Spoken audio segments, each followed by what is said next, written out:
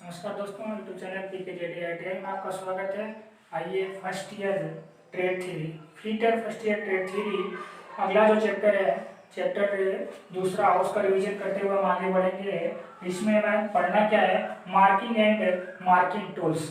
Marking and marking tools, तो marking कहते हैं किसको, मार्किंग का हिंदी जो होता है निशान लगाना, निशान। और टूल्स का मतलब जिस टूल्स से हम निशान लगाते हैं उसको मार्किंग टूल्स बोलते हैं। क्लियर, ये दो बात क्लियर हो गई।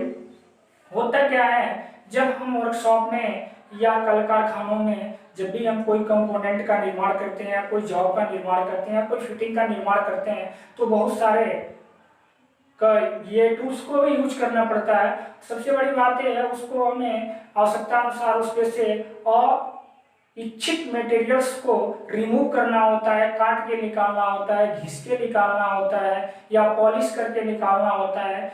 अइच्छित मटेरियल्स जो होता है, अवांछनीय मटेरियल्स जो होता है, जो एक्स्ट्रा मटेरियल होता है, उसे रिमूव करना होता है। रिमूव करने का बहुत सारे तरीके अपनाए जाते हैं, जैसे फाइलिंग करना, एक्साइन करना, या ग्राइंडिंग करना, या पॉलिशिंग करना, या लैपिंग करना। तो जैसे और बहुत सारे ज़्यादा मटेरियल उतारना होगा, ग्राइंडिंग कर लेंगे।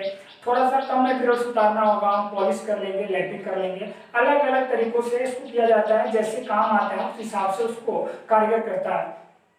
तो सबसे पहला काम क्या होता है, मार्किंग करना, लेआउट लेना। तो मार्किंग करने के जो तरीके हैं और मार्किंग के जो टूल्स हैं, इसी के बारे में पढ़ेंगे। जनरली एग्जाम में मार्किंग टूल से 2 से 3 क्वेश्चन बनता है और 3 क्वेश्चन पूछता है। इसमें हम 10 पॉइंट पे बात करेंगे। पहला सरफेस प्लेट पे बात करेंगे, दूसरा एंगल प्लेट पे बात करेंगे, तीसरा जो हमारा मार्किंग टेबल्स में, उसके बाद सब्सक्राइबर में, मतलब अस्क्राइबर एक होता है स्क्रेप, एक होता है एक अस्क्राइबर, एक स्क्रेप, एक स्क्रेपर। ये तीनों 3 चिड़िया का नाम है, अलग अलग है, इसको एक में रिलेट करके ना पढ़िएगा। यहाँ हम बात किए हैं अस्क्राइबर, क्लियर। उसके बाद punch, divider, jenny caliper, surface gauge, V block और कॉम्बिनेशन सेट। आपके सिलेबस में इन टूलों का जिक्र किया गया है, इन टूल को बारे में हमें जानना है। और ये टूल हम मार्किंग टूल के यूज में लेते हैं, मार्किंग करने के लिए लेते हैं, इसलिए इसको मार्किंग टूल्स कहते हैं। टूल्स तो हैंड टूल बहुत सारा है, छेनी है, हैक्सा है, फाइल है, प्लायर है, स्क्रू ड्राइवर है, बहुत सारा टूल्स है। तो टूल्स के बारे में आगे पढ़ेंगे। जब हैंड टूल्स पढ़ेंगे तो हैंड टूल्स में हम कटिंग टूल को अलग रखे हैं, मार्किंग टूल को अलग रखे हैं, उसके बाद से हैमरिंग टूल को अलग रखे हैं। तो हर टूल को अलग अलग करके हम रखे हैं।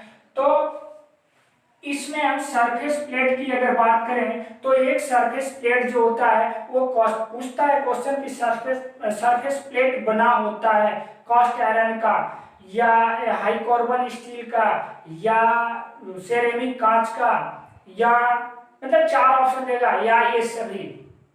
एक्चुअली कास्ट आयरन, ये जो सरफेस प्लेट बना होता है, सरफेस प्लेट का जो मटेरियल होता है, सरफेस प्लेट और मटेरियल्स की बात करें तो ये कास्ट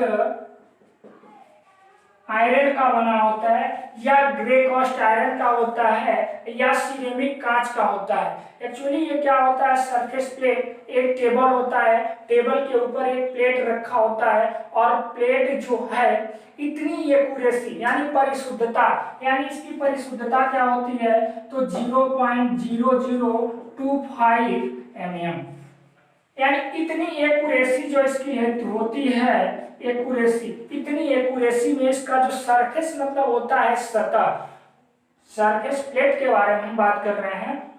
तो इससे 2 क्वेश्चन मोस्टली बनता है। पहला तो काम ये है कि ये यूज क्या लिए लेते हैं, तो ये सरफेस जो इसका होता है बिल्कुल एकदम सतह प्लेन होता है, बहुत एक्यूरेसी के साथ उस पर ग्राइंडिंग और पॉलिश की होती है, और उस पर हम जॉब रख करके मार्किंग का काम करते हैं। जॉब रख करके एंगल प्लेट के सहारे जॉब को सीधा करके हम हाइट गेज से मार्किंग करते हैं, या अन्य मार्किंग जो निशान लगाने वाले औजार हैं उससे निशान लगाते हैं, स्क्राइबर से निशान लगाते हैं।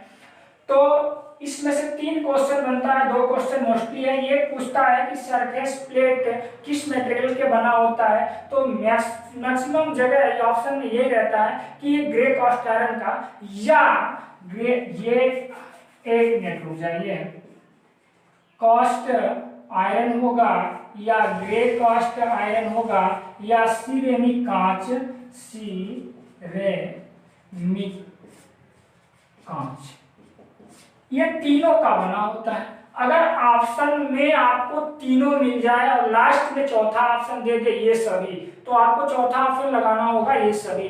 लेकिन अगर जब भी ये देता है तो इन तीनों में से कोई एक देता है, और जब ये तीनों क्वेश्चन में देता है तो क्वेश्चन में ये बोलता है ये सभी, तो उस केस में ये सभी हो जाएगा। क्लियर।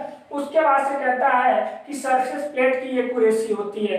जनरली ये जो सरफेस प्लेट होता है, जो गेज हम मशीन शॉप में यूज करते हैं, जो गेज हम कारीगर के पास, कुशल कारीगर अपना कार्य करते समय यूज करता है, उस गेज को, उसमें त्रुटि तो नहीं है, उस गेज को चेक करने के लिए सरफेस प्लेट का यूज होता है। दूसरा, हाइट गेज से मार्किंग करने के लिए सरफेस प्लेट का यूज होता है।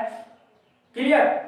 तो ये 3-4 क्वेश्चन इसमें से बनता है, और इन तीनों चारों क्वेश्चन पे डिस्कशन हमने कर दिया। ये रिवीजन का क्लास है, आप घबराए मत, इसका सारा नोट पीडीएफ फाइल में मिलेगा, ना टेंशन ले। जितना मैं बता रहा हूँ उतना समझते चलिए। इनसे 3 क्वेश्चन आता है, तीनों का डिस्कशन कर दिए, बुक में बहुत सारा क्वेश्चन दिया, आप करिएगा। फिर हम नेक्स्ट जब क्लास लेंगे तो उसमें 30-40 क्वेश्चन का एक्सरसाइज करवा देंगे, आप टेंशन ना लें। ठीक है। उसके बाद एंगल प्लेट की बात करें तो एंगल प्लेट 90 के डिग्री पे बना होता है और बिल्कुल ये कास्ट आयरन का ही बना होता है, और इसमें एक ग्रुप होता है। टीएलपी में एक क्वेश्चन पूछा हुआ था, ट्रेड थ्योरी में क्वेश्चन ये पूछा हुआ था कि जो हमारा एंगल प्लेट होता है उसमें जो ग्रुप बना होता है किस लिए बना होता है। एक्चुअली नट बोल्ट से, फिगर उतना हमने सही नहीं बनाया, 3D में नहीं बनाया, जनरली ऑर्थोग्राफी में मैंने बना दिया है, और ऑर्थोग्राफी में आपको समझने से मतलब है। एंगल प्लेट होता है, और एंगल प्लेट में जो होल्स दिए रहते हैं या स्लॉट दिए होते हैं, उसमें नट बोल्ट से जाब को पकड़ने के लिए, ताकि नट बोल्ट से लगाकर जाब को हम पकड़ लें, जाब को हम टाइट कर लें, उसके बाद हाइट गेज से उसकी मार्किंग कर लें। किस पे? तो सरफेस प्लेट पे। एंगल प्लेट जो होता है सरफेस प्लेट के ऊपर होता है, और जॉब के सपोर्ट के लिए एक खांचा दिया होता है। एक बार क्वेश्चन पूछा हुआ था कि सर ये एंगल प्लेट में जो पीछे हमारा स्लॉट दिया होता है, खांचा बना होता है, किस लिए? नट बोल्ट से जाब को कसने के लिए, शो के लिए, हल्का करने के लिए, यानी एंगल प्लेट को हल्का करने के लिए, बैलेंस करने के लिए, जनरली जाब को नट बोल्ट के सहारे कसने के लिए। क्लियर। तो एंगल प्लेट की अगर बात करें तो एंगल प्लेट भी हमारा कास्ट आयरन का बना होता है, और एंगल प्लेट में जो स्लॉट दिया होता है, खांचा दिया होता है, ये जॉब को हमारा सपोर्ट करने के लिए नट बोल्ट से कस देंगे, फिक्स हो जाएगा। उसके बाद अपना हम मार्किंग करेंगे। छोटा छोटा नट बोल्ट से नहीं, बहुत बड़ा नट बोल्ट नहीं रहता है। क्लियर। मार्किंग टेबल्स की बात करें तो जिसपे सरफेस प्लेट रखा जाता है, जिसपे सरफेस प्लेट रखा जाता है, वो एक टेबल होता है, वो मार्किंग टेबल होता है। अगर उसके सतह को हटा दें और उसके अगर ऊपर अगर एक हमारा आयताकार टाइप का है, बिल्कुल चारों उसके पाए जो होते हैं, चारों पाए से लेकर के एक लेवल, 0 लेवल पे अगर टच हो जाए, वो हमारा मार्किंग टेबल होता है। हर जगह मार्किंग नहीं कर सकते हैं, क्योंकि मार्किंग टेबल का जो फ्लैटनेस होती है, समतलता होती है, वो बिल्कुल बराबर होती है। समतलता यानी टेपर ना हो, उस पे जॉब रखेंगे तो उसमें ओवल्टी और रनआउट नहीं आएगा, बिल्कुल एकदम समतलता आएगी। तो वो हमारा एक मार्किंग टेबल होता है। अस्क्राइबर की बात करें तो अस्क्राइबर 2 तरह का होता है। अस्क्राइबर 2 तरह का होता है।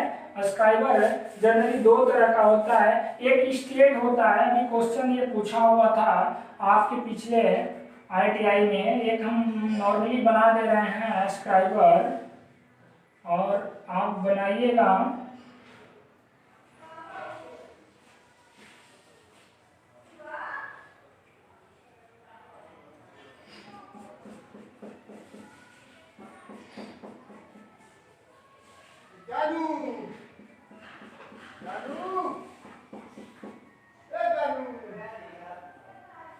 ये हमारा अस्क्राइबर है। स्ट्रेट अस्क्राइबर होता है, एक बेंड अस्क्राइबर। बेंड अस्क्राइबर होता क्या है, इधर से जो जाता है तो ये हमारा नुकीला भाग होता है, ये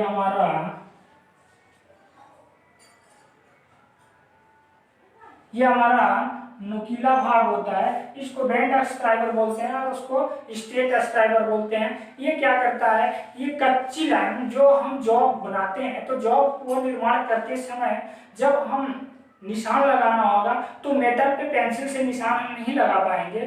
उसके लिए क्या होता है कि ये हाइकोर्बन स्टील का बना होता है और ये कड़ा होता है, और इससे हम क्या करते हैं, कच्ची लाइन खींचते हैं। जब कच्ची लाइन खींच लेते हैं, हल्का सा निशान लग जाता है, तब उस पर हम क्या करते हैं, पंच से उस पर एक मतलब निशान लगाते हैं डॉटेड करके, और उसी के सीध में हम कटाई करते हैं, या उसी के सीध में हम वहां से ये ग्राइंडिंग करके मटेरियल्स को रिमूव करते हैं, हटाते हैं। तो स्क्राइबर से बहुत ज्यादा क्वेश्चन लगभग नहीं रहता है, क्वेश्चन ये रहता है स्क्राइबर किस मटेरियल का बना होता है, और स्क्राइबर का ये पॉइंट एंगल पूछ लेता है। स्क्राइबर का पॉइंट जो एंगल होता है जनरली वो 12 से 15 डिग्री, 12 से 15 डिग्री, 3 क्वेश्चन बनाता है। स्क्राइबर का पॉइंट एंगल जो होता है बाबू वो 12 से 15, या तो 12 होगा नहीं तो 15 होगा, और 12 और 15 के बीच में होगा, ज्यादा डिफरेंस नहीं देगा। बोलेगा 12 डिग्री, बोलेगा 25 डिग्री, बोलेगा 30 डिग्री, बोलेगा 90 डिग्री। तो अगर 14 ही बोल दे, 13 ही बोल दे, 13 के बाद 25 ले जाए तो 12-15 के नजदीक कौन होगा, 13 ही होगा। तो 12 से 13 डिग्री तक इसका पॉइंट एंगल होता है। इसका जो एंगल होता है वो एंगल कोण जो होता है वो हमारा कोण जो होगा वो 12 से 15 डिग्री होगा। हाइकोर्बन स्टील का बना होता है, इस पे नर्लिंग किया हुआ ये पार्ट रहता है ताकि हाथ में हमारा मजबूती से सुविधाजनक अनुसार पकड़ा जा सके और हाथ से ये फिसलन ना हो सके। और ये हमारा बेंड स्क्राइबर होता है, और ये जो हम पिछले जस्ट दिखाए थे वो हमारा क्या होता है, स्टेट स्क्राइबर होता है। आगे हम इस टूल्स के बारे में सारा हम बताएंगे, अभी जब हैंड टूल पढ़ाएंगे तो सब कुछ उसमें आ जाएगा। इसमें बस थोड़ा सा हम स्टार्ट करके बता दे रहे हैं इन 10 से कौन कौन से क्वेश्चन इंपॉर्टेंट है। हर पॉइंट से 2-3 क्वेश्चन इंपॉर्टेंट है। मान के चलिए आपको इसमें 25 से 30 क्वेश्चन कवर होगा, मोस्ट इंपॉर्टेंट होगा। 25-30 में से 3 तो आपको 4 गढ़ ही जाना है, किसी हाल में जाना है। अस्क्राइबर की हमने बात कर दिया। उसके बाद हम बात करें अगर पंच की, तो पंच हमारा क्या होता है, हैमर से एक पक्की लाइन हम बनाते हैं और उसी पक्की लाइन पे हम क्या करते हैं, कटाई करते हैं हेक्सा से। वाइट्स में बात करके हेक्सा से उसी पक्की लाइन से कटाई करते हैं। ये हमारा कच्ची लाइन का निर्माण करता है, और जो डॉट पंच होता है वो हमारा पक्की लाइन का निर्माण करता है जिसमें हम हेक्सा से कटाई करते हैं। क्लियर। तो पंच की हम बात करें तो पंच कितने तरह का होता है जनरली, अगर पंच की हम बात करें तो पंच जनरली एक हमारा डॉट पंच होता है, एक हमारा सेंटर पंच होता है, एक हमारा सेंटर पंच होता है, एक हमारा प्रिक पंच होता है, प्रिक पंच होता है, और डॉट पंच, सेंटर पंच, प्रिक पंच। हाँ 3, एक आध और होगा, 1 मिनट रुक जाइए तो छूट न जाए। हाँ डॉट पंच, सेंटर पंच, प्रिक बता दे रहे हैं, मुझे टोटल का टोटल बता दे रहे हैं, बताते हैं हम वहां पे जब हैंड टूल पढ़ाते, लेकिन यहाँ पे इसको जान लीजिए। एक डॉट पंच हो गया, सेंटर पंच हो गया, प्रिक पंच हो गया, एक सॉलिड पंच हो गया, सॉलिड जान ही लीजिए आप, सॉलिड पंच हो गया, और दूसरा हमारा हॉलो पंच हो गया, हॉलो पंच हो गया, तीसरा हमारा नंबर पंच हो गया, आगे हमारा लेटर पंच हो गया, उसके आगे हमारा ऑटोमेटिक पंच एक हो गया,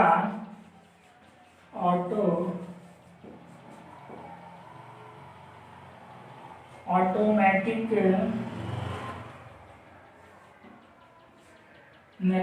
पंच।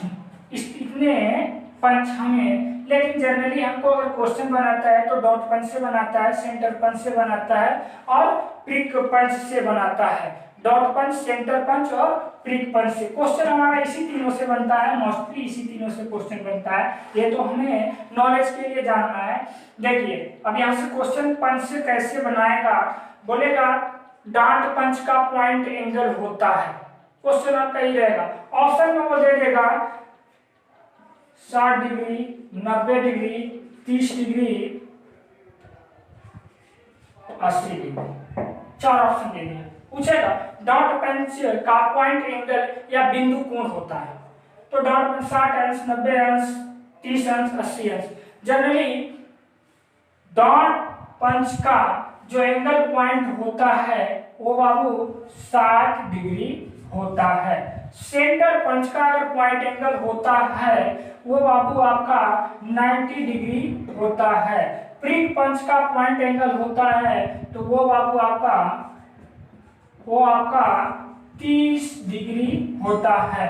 सॉलिड पंच की बात करें तो सॉलिड पंच में जैसे हमारे शीट मेटल शॉप में किसी शीट को या किसी चादर को हमें होल्ड करना हो और वहां से धातु जो है गहरी मतलब प्रेशर देके हटानी हो तो वो हमारा सॉलिड पंच का काम करता है। मतलब किसी में होल लगाना है तो कांटी या कील लगाते हैं तो क्या करता है, होल बन जाता है। तो वो पंच ऐसा होगा कि हमारा उसमें मटेरियल्स को दबा करके प्रेस करके हटा देगा, उसको सॉलिड पंच कहते हैं। हॉलो पंच की हम बात करें तो हॉलो पंच वहां यूज किया जाता है जहां से मटेरियल को काट करके हटाता है। जैसे सीट में हम पंच को लगाएं और इधर से जब हम हैमर से प्रेस देंगे, दबाव देंगे तो ये क्या करेगा, ये उसको नोचेगा नहीं, मड़ोड़ेगा नहीं, उतना दूर सीट को ही काट देगा और काट के अपने अंदर ले लेगा। ये कुछ इस तरह से होता है, हम बता दे रहे हैं यहाँ पे, हल्का सा देख लीजिए।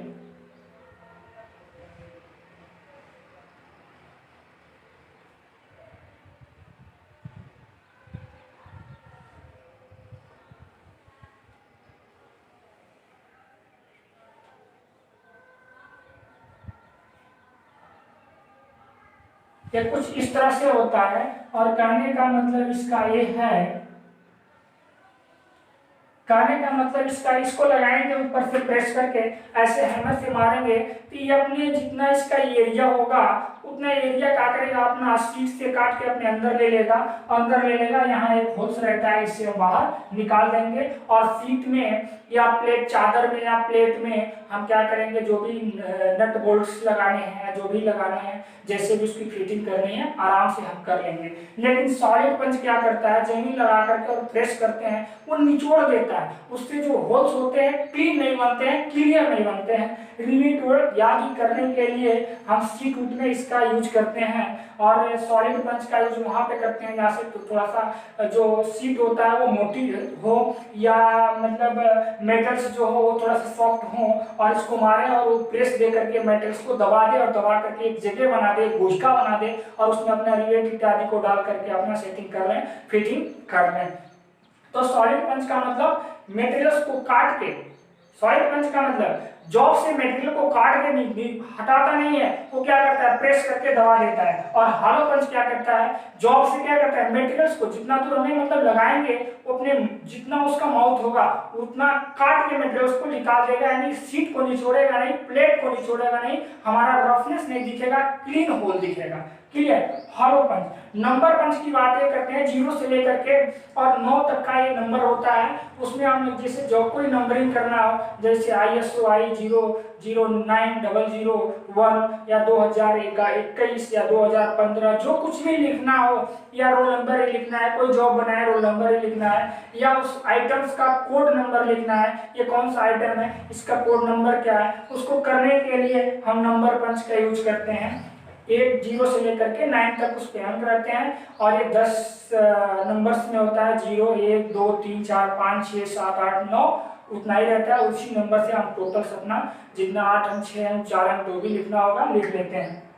लेटर पंच की बात होता है, A से लेकर के Z तक 26 इसमें होते हैं और लेटर पंच नामकरण करने में या जॉब का नाम करने में या इंस्टीट्यूट का नाम करने में जो कुछ भी लिखना हो, जैसे भी या कोडिंग करने में, डिकोडिंग करने में लेटर पंच का यूज किया जाए। ऑटोमेटिक पंच, ऑटोमेटिक पंच क्या है, मशीनी है, स्वचालित है, ऑटोमेटिक हाइड्रोलिक प्रेस पे सेट रहती है और उसमें एक फीडिंग प्रोग्राम दे दी जाती है और एक मतलब एक कंटिन्यूटी, एक इंटरवल टाइम में टिक टिक टिक टिक अपना मारती रहेगी, वो होल बनता रहेगा, सीट अपना जाता रहेगा। ये फीडिंग किया जाता है ऑटोमेटिक, इसको इंसान नहीं चलाता है, कुशल कारीगर नहीं चलाता है, ये मशीन के द्वारा चलित होती है, ये ऑटोमेटिक पंच होती है। आपको जानते आगे कुछ नहीं लेके चल रहा है, बस ये 3 को लेके चलिएगा, आपका क्वेश्चन बन जाएगा।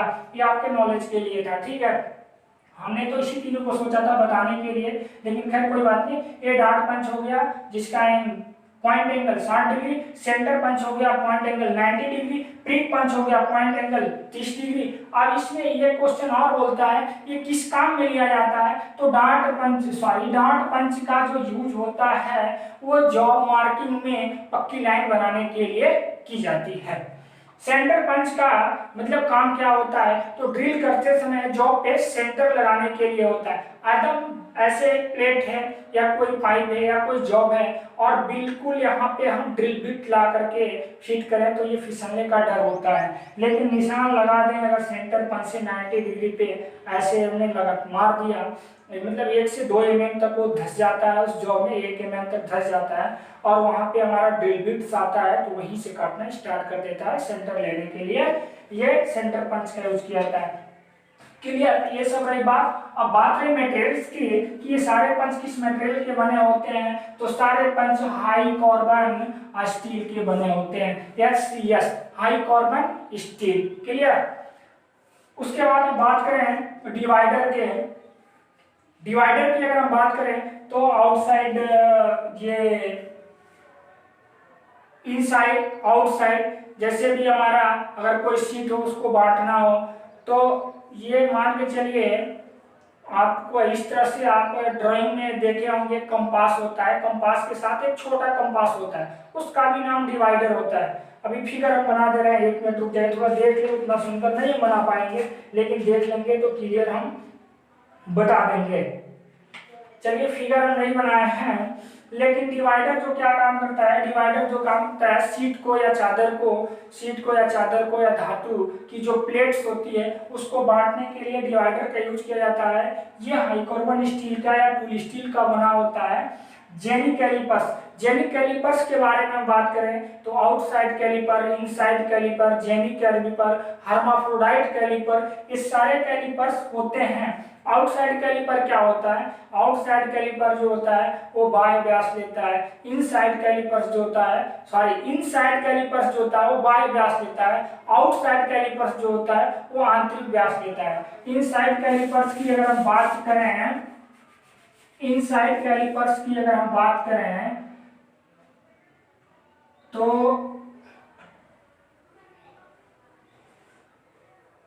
इनसाइड कैलिपर्स की बात करें, उतना बढ़िया तो नहीं बन पाएगा लेकिन आप लोगों के लिए बना रहे हैं हम,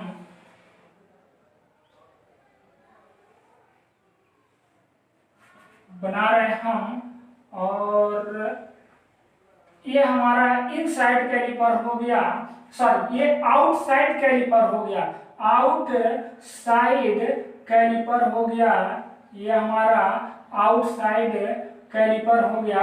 ये क्या करता है, आउटसाइड कैलिपर जो होगा वो अंदर का व्यास नापेगा, और जो इनसाइड कैलिपर होगा यानी उसका जो ये लेग होगा ये बिल्कुल अंदर के तरफ होगा, अंदर के तरफ होगा।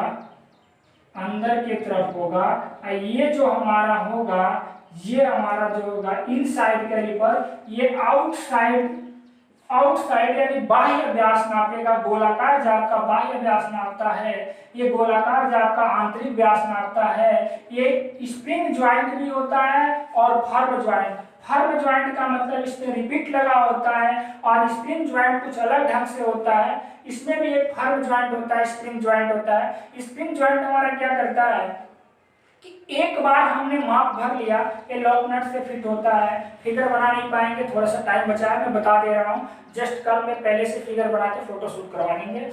तो ये दोनों में क्या अंतर होता है, पहला काम कि भाई दोनों तो एक ही टूल से एक ही काम कर रहे हैं, लेकिन क्यों ये फर्म ज्वाइंट से बनाया जाता है और ये क्यों स्प्रिंग ज्वाइंट से बनाया जाता है। फर्म ज्वाइंट्स में क्या होता है कि हम माप भर लिए थे, स्क्रू मतलब ये रिपीट के थ्रू, स्क्रू के थ्रू यहाँ पे कसा होता है। मैंने एक बार इसमें माप भर लिया और माप भर के रख दिया, फिर ये इधर उधर हो जाएगा। लेकिन स्प्रिंग ज्वाइंट में क्या होता है, स्प्रिंग लगा होता है, एक नट, लॉक नट लगा होता है। जैसे उसको हम ढीला करेंगे या कस करेंगे तो उसका जो ये माप होगा वो कम होगा और उसको खोलेंगे तो वो फैलेगा। तो इसका मान ये हमें लेना है, हमने एक बार माप इंची टेप से भर लिया या स्टील रूल से भर लिया, 6 mm का इसका हमें खराद करके 6 mm का इसका डाया बनाना है। तो 6 mm एक बार भर लिया, उसके बाद रख दिया, अपना लेग चला रहे हैं, थोड़ा सा काटे फिर देखे नहीं हुआ, फिर थोड़ा सा काटे फिर देखे नहीं हुआ, यानी बार बार उसको माप नहीं भरना होगा। इसमें बार बार माप भरना होता है, सबसे बड़ा दोष यही है। इसको हम जब भी रखेंगे तो जरूर थोड़ा सा दब जाएगा या फैल जाएगा, क्योंकि ये हमारा फर्म ज्वाइंट है और वो जो हमारा होगा स्प्रिंग ज्वाइंट होगा। स्प्रिंग ज्वाइंट में जल्दी से माप लिया जा सकता है, इस फर्म ज्वाइंट में बहुत जल्दी माप नहीं लिया जा सकता है। आप एग्जांपल के रूप में देख लीजिए, एक आपने प्रोटेक्टर, वो लगड़ा प्रकार जिसको आप बोलते हैं, लगड़ा प्रकार बोलते हैं, जब ये फर्म ज्वाइंट होता है तो बिल्कुल ऐसे ऐसे वो अपना आगे पीछे होने लगता है। एक माप भरने के लिए कई बार हमको लेना पड़ता है, या किसी रेडियस लेना होगा किसी वृत्त का तो कई बार हमको आगे पीछे करना, तब सेंटर पॉइंट पे वो आएगा वृत्त के परिधि पे। लेकिन वही एक ऊपर से अपना नट, चक नट के थ्रू होता है, लंबा प्रकार होता है, धीरे धीरे इसको खोलेंगे, जब कट आएगा छोड़ देंगे, बस हो गया, वहीं से माप लेना। तो वो हमारा स्प्रिंग ज्वाइंट हो गया और ये लंबा प्रकार हमारा फर्म ज्वाइंट। सेम कंडीशन वही होता है, इसमें दो तरह का होता है, एक फर्म ज्वाइंट एक स्प्रिंग ज्वाइंट। ये फर्म ज्वाइंट का मैंने फिगर बनाया है, ये हमारा आउटसाइड कैलिपर है, ये हमारा इनसाइड कैलिपर है, ये हमारा ये हमारा आउटसाइड है और ये हमारा इनसाइड कैलिपर है। इनसाइड कैलिपर की टांग बाहर निकली होती है और आउटसाइड कैलिपर की टांग अंदर की ओर मुड़ी होती है। ये बाह्य व्यास नापता है गोलाकार जाप का और ये आंतरिक व्यास नापता है गोलाकार जाप का। जेनी कैलिपर्स की अगर हम बात करें तो जेनी कैलिपर्स क्या करता है, ये किसी एक समतल सतह के किनारे से लग करके एक स्ट्रेट लाइन किसी जाप पे लगाना हो, वो क्या होता है, बिल्कुल सेम कंडीशन लग रहा प्रकार जैसा होता है, जिसमें पेंसिल लगी होती है वो थोड़ा और बड़ा कर दें। इसका जेनी कैलिपर्स का एक टांग लंबी होती है, एक टांग थोड़ी छोटी होती है, और जैसे इस तरह से हम फिगर बना दे रहे हैं, एक मिनट थोड़ा सा डिले होगा, फिलहाल हम बना के क्लियर कर दे रहे हैं, आप बताइए। हाँ, तो ऐसे कुछ फिगर हैं जो विदाउट देखे इमेज बन जाएगा। कुछ आपका इस ढंग से होता है, इस ढंग से होता है, बना रहे हैं, आप गौर कीजिएगा। ये थोड़ा सा लंबा होता है और इसका जो ये टांग होता है ये बिल्कुल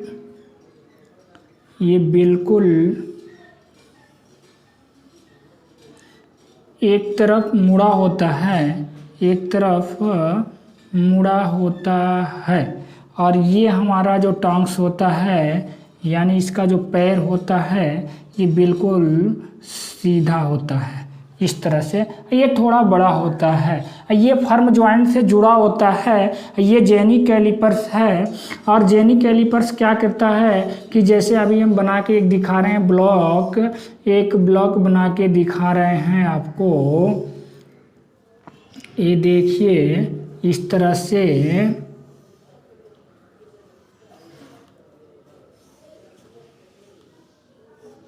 ये 3D में सपोज करिए एक बॉक्स हो गया, तो इस बॉक्स में एक हमारा एक तल, एक हमारा किनारा ये हो गया कि नहीं हो गया, एक हमारा ये किनारा हो गया कि नहीं हो गया, ये हमारा किनारा एक हो गया। अब इस किनारे के सहारे ये जो हमारा मुड़ा हुआ इसका टांग है ये लगा देंगे, और लगाने के बाद से इसके बिल्कुल एक पैरेलल लाइन खींचना चाहें तो ये बड़े वाले टांग से हम एक पैरेलल लाइन आराम से खींच सकते हैं। तो जेनी कैलिपर्स का मेन काम होता है किसी ब्लॉक का या किसी प्लेट्स के किनारे पैरेलल समांतर लाइन खींचने के लिए जेनी कैलिपर का यूज किया जाता है। जेनी कैलिपर फर्म ज्वाइंट और स्प्रिंग ज्वाइंट में भी होता है। Jenny calliper generally tool steel का बना होता है या हाइकॉर्बन स्टील का बना होता है। 2 से 3 क्वेश्चन यहाँ से बनता है। उसके बाद से सरफेस गेज की बात करें, सरफेस गेज, तो सरफेस गेज हमारा ये स्टैंड होता है, एक स्टैंड होता है, और स्टैंड में ही एक स्टैंड में ही एक वायर निकला रहता है। स्टैंड में ही यहाँ हमें एक युक्ति होती है जिसे हम इसको ऊपर नीचे सरकाने का काम करते हैं। ये ऐसे इस तरह से होता है। ये हमारा सरफेस गेज हो गया। सरफेस गेज का प्रयोग लेथ मशीन पे जॉब का रनआउट ओबेल्टी या जॉब को सेंट्रिंग करने के लिए, सेंट्रिंग मतलब बिल्कुल सकेंद्रित, एकदम सीधा सीध में जो चक में हम जॉब को बांधते हैं। 3 जा के लिए तो खैर कोई बात नहीं है, 3 जा का तीनों चक एक साथ चलता है। जब स्पेंडल एक बार नचाएंगे तो तीनों जॉज एक साथ आएंगे और पकड़ लेंगे, क्लियर। लेकिन फोर्जा चक में हमें हर जो जॉ होते हैं, हर जॉ के ऊपर स्पेंडल को नचाभी को लेकर के नचाना पड़ता है। तो अगर कोई जॉ ज़्यादा कस लिया, कोई जॉ कम कसा है, कोई ऊपर भाग गया, कोई नीचे भाग गया, कोई साइड में रह गया, तो उसके लिए एक साथ चारों एक बराबर न पकड़े तो जॉब रनआउट भागता है। और रनआउट भागने से इसमें ओवेल्टी आती है। ओबेल्टी जो होती है वो फेस में आगे पीछे फेस निकल के जैसे लगेगा ऐसे तेज नचे, थोड़ा सा नहीं बोलते हैं लोग कि यह टेपर बांधा गया है। तो ये टेपर चेक करने के लिए, ओबेल्टी चेक करने के लिए, रनआउट चेक करने के लिए, लेथ मशीन पे जॉब को सेंटरिंग करने के लिए, स्वकेंद्रित करने के लिए सरफेस गेज का प्रयोग किया जाता है। इस गेज का प्रयोग करके अकुशल कारीगर यानी कम कुशल कारीगर हो वो भी इसके सहायता से जॉब को फोर्जा पे भी सेंटरिंग कर लेगा, क्लियर। तो सरफेस गेज में तो हमें 18-15 गेज पढ़ना है, लेकिन यहाँ पे बस सरफेस गेज की बात की गई है क्योंकि ये निशान लगाने वाला टूल्स है। सरफेस गेज से हम ये निशान भी लगा सकते हैं, मार्किंग भी कर सकते हैं कच्ची लाइन के लिए। तो इससे 3-4 काम और होते हैं, लेकिन मेन हम मार्किंग टूल्स के बारे में पढ़ रहे हैं। तो सरफेस गेज भी हमारा मार्किंग करने का काम करता है। जैसे एंगल प्लेट पे या ये मार्किंग टेबल पे हमने इसको रख लिया और जो हम माप भरे हैं वो माप पे अगर हमें निशान लगानी है तो ये नुकीला होता है, इससे निशान भी लगाया जा सकता है। वो निशान हमारा कच्चा निशान होता है, उसको पक्का करने के लिए डॉट पंच का यूज करते हैं, क्लियर। ये हमारा सरफेस गेज हुआ। भी ब्लॉक की अगर बात करें तो V block generally grey cast iron का बना होता है। भी ब्लॉक सिंगल भी, डबल भी, स्लॉट भी इस तरह से होता है। और भी ब्लॉक से क्वेश्चन पूछता है, बड़ी मस्ट होता है, वेरी वेरी मोस्ट इंपॉर्टेंट है। भी ब्लॉक से क्वेश्चन पूछता है भी ब्लॉक कितने ग्रेड में अवेलेबल है या उपलब्ध होते हैं। तो भी ब्लॉक जनरली 2 ग्रेड में, ए व बी, 2 ग्रेड में। ग्रेड ए वाला जो होता है ये अधिक शुद्ध होता है अपेक्षाकृत ग्रेड बी की। ग्रेड बी की तुलना में ग्रेड ए अधिक एक्यूरेसी और अधिक एक्यूरेसी के साथ, ये ग्रेड ए वाला अधिक एक्यूरेसी होता है अपेक्षाकृत ग्रेड बी की। तो भी ब्लॉक जनरली क्वेश्चन में पूछता है कि भी ब्लॉक कितने ग्रेड में होते हैं या भी ब्लॉक कितने ग्रेड में पाए जाते हैं। अब भी ब्लॉक का ग्रेड होता है 3 तरह से पूछेगा, मतलब क्वेश्चन का लॉजिक एक ही चीज है।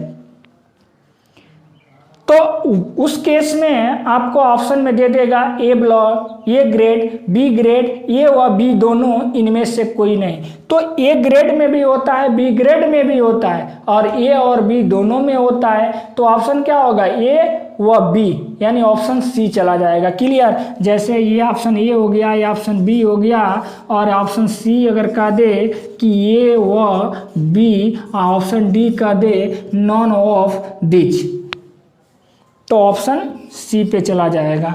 अगर क्वेश्चन ये पूछे कि बी ब्लॉक ए और बी ग्रेड में सबसे एक्यूरेसी अच्छी किसकी होती है, तो ग्रेड ए वाले की होती है, क्लियर। भी ब्लॉक की बात हो गई। भी ब्लॉक में जनरली हम क्या करते हैं, छोटे से जॉब को रख करके मजबूती से गोलाकार बेलनाकार जॉब को भी ब्लॉक में रखते हैं। भी ब्लॉक जनरली इस तरह से, ऐसे कुछ इस ढंग से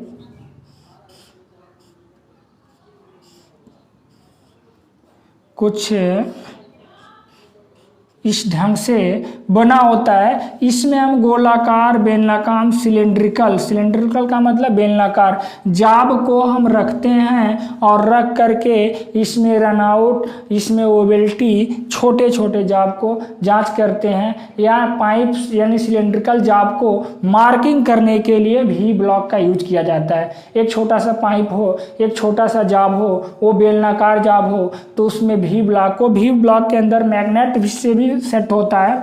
इसमें एक मैग्नेट की चौबी होती है, जब इसको लेफ्ट में करेंगे तो ऑफ हो जाएगा, राइट में करेंगे तो ऑन हो जाएगा। बिल्कुल पकड़ने की जरूरत नहीं पड़ेगी। उस जॉब को मैग्नेटिक फोर्स के थ्रू, अंदर मैग्नेट बना होता है, मैग्नेटिक फोर्स के थ्रू उस सिलेंडर जॉब को पकड़ लेता है।